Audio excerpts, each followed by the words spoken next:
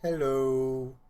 So today is May the 12th. I've done more development on Break the Surface. It is now version 1.2.2. That's what I'm gonna call it now. And I have notes here. So let's see. I'm gonna take you through all the changes I made. Oh, and by the way, I do apologize. I have a sister, a baby sister. She's very talkative, and also my mom is playing music, so not the best audio, but yeah, like 5 people are gonna see these. They're not expecting anything nice. Anyway, so the first thing I ever changed is here in the where is it?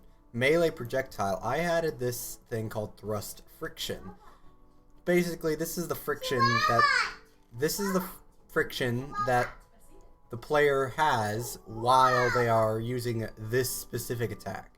So I can make one attack have a lot of friction and thrust the player forward really far, and and another and have another attack that doesn't thrust as far. This way, it really dramatically helped the game feel, because now it again helps each attack feel better and feel more distinct. So like here we got a low friction, and here we have a very low friction, for example. And also the reason that I did it is because I realized in the attack thrust, I set it to be limited to the player's max speed, which is why even though my thrust force were like some ridiculously high number, like 80,000, they literally could not thrust the player too far because the player would always clamp the speed. So that's why the thrust force numbers are a lot bigger now. The thrust speed no longer clamps to speed. So yep. You're noticing a few new things already in here. Yeah, I guess I should mention this. This right here is a new enemy, but I can't really call it an enemy. It's called the Sandbag, and its main purpose is literally to be a punching bag. Because I was tired of using basic enemies for testing, because that was annoying, so I finally just made a punching bag. It's called the Sandbag. It has 1,000 health, it does nothing. All it does is it just gets hit around, and it has 1,000 health, so it's never gonna die. So it's really never gonna die. Anyway, the next thing I want to show you was this. I actually improved the how charging works. First of all, in the last version, you actually attacked when you released the attack button, and I didn't like that. That felt awful. But as you can see here, I fixed it. And that's because I figured out how to detect if the player is holding down the attack button, how to figure that out more consistently. Basically what happens is that when the attack button is pressed, it starts a timer, and if the attack button is ever released, then it stops the timer. And when the timer is out, if the player is free, then it plays the animation and then goes into a charged state. By the way, the charging state is now replaced with the charged state, which this is what it looks like. As you can see, it's much simpler. Anyway, what am I swearing?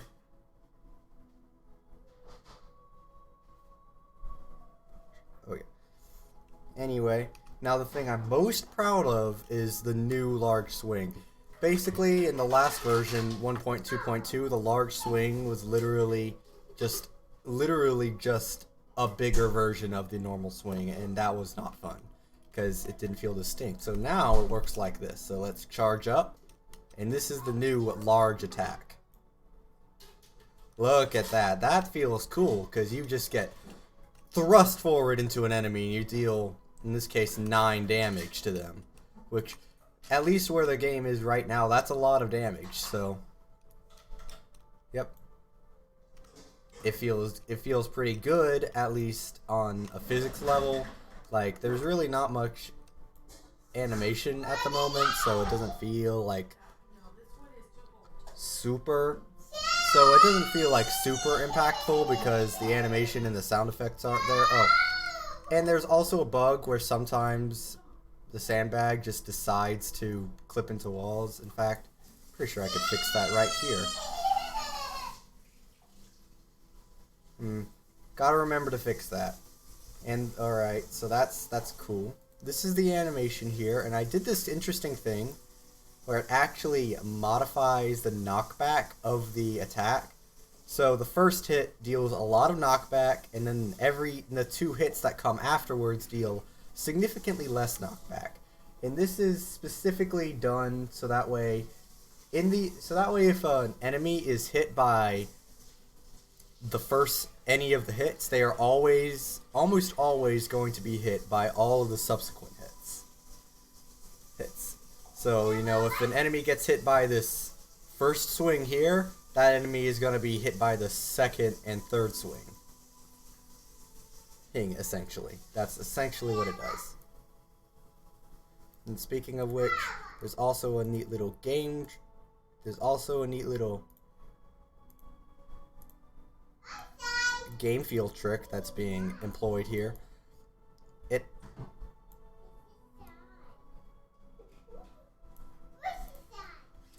An actual interesting gameplay trick, and that is the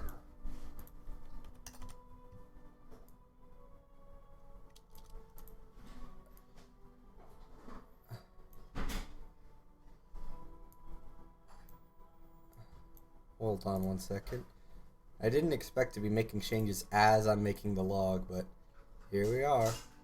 But an interesting gameplay trick is that, as you can see, the hitbox is actually never disabled in that whole time, because I realized that originally, you know, the hitbox would be disabled, you know, in accordance with the swings, but this felt awful because because it meant that the enemy could escape the combo, and I didn't like that. I wanted this to be, if the enemy gets caught in the combo, they're caught in the combo. They can't escape the combo. Oh, so simply just making it so the hitbox always was active, it was like magic. It just fixed it, because now it's now very difficult for an enemy to escape this combo. Like, as you saw with the sandbag. Handbag, like, even if I start really far off, it's hard for this poor sandbag here. Oh. Okay, I gotta fix that. It appears as if you start really close to the enemy, that the enemy can phase right through your attack. Okay, and it does that consistently. Hold on. I think I know how to fix this. If we just give the first hit more knockback. Oh, pfft. Okay. Misjudged that one. Okay. This is... Alright, note to self. Gotta fix this bug. Well, it's not really a bug. It's... whatever. It looks like an enemy is able to phase through this combo if you start too close to it. But if you're like in a decent distance away from it, you'll get all 3. As long as you're like within a moderate distance of it, you'll always get all 3 hits in. Maybe on like a more weighty enemy, maybe you could even get hit a 4th hit. Ooh, that might be worth trying.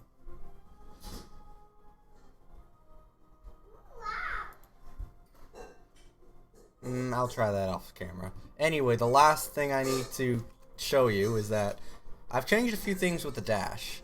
Now the dash is no longer done with the right height mouse button. As you can see, I am spamming the right click. It's not doing anything, however. That's because now it's bound to space. However, in order to make this feel any good, it means that you will now dash in the direction that you are who are facing when you are pressing the keys. This won't affect console, like if you're playing with a controller, this won't affect anything, but if you're playing on a keyboard, you can now only dash in 8 directions, just to make it feel a little bit more natural. It's a little more limiting, but this should still be enough in most situations. However, a weird bug happened. Sometimes if you dash to the left, or down, it seems like whenever you dash, the player's being pushed to the left. I need to fix that. I don't know what's causing that. I promise I'm gonna fix that when 1.2.3 comes around in the next log. That could be tomorrow. But I wanted to show you how this is calculated now. So if we go to the player GD, right about here, you can see here there is a new thing called dash direction. And this describes the direction of the dash. When you're playing as controller, it's the same as the facing vector, as you can see here. But if you're playing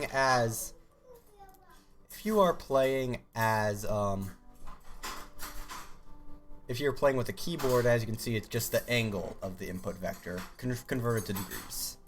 So that's how that works.